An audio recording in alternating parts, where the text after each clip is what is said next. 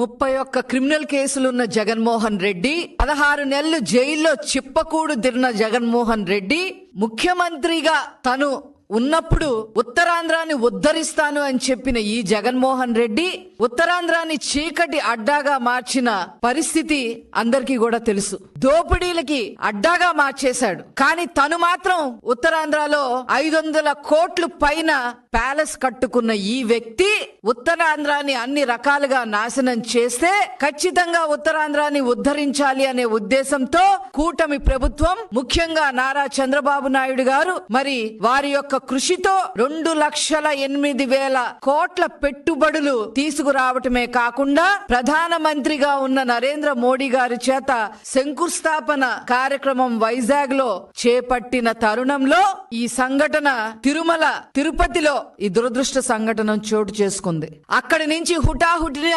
ముఖ్యమంత్రి గారు చంద్రబాబు నాయుడు గారు బయలుదేరటం జరిగింది. సంఘటనా స్థలాన్ని చూడటం జరిగింది, పరిశీలించడం జరిగింది, అక్కడున్న పరిస్థితులన్నీ పూర్తిగా అవగాహన చేసుకోవడం జరిగింది, జ్యుడిషియల్ ఎంక్వైరీ చేయడం జరిగింది, 2 అధికారుల్ని సస్పెండ్ చేయడం జరిగింది, 3 అధికారుల్ని బదిలీ వేయడం జరిగింది.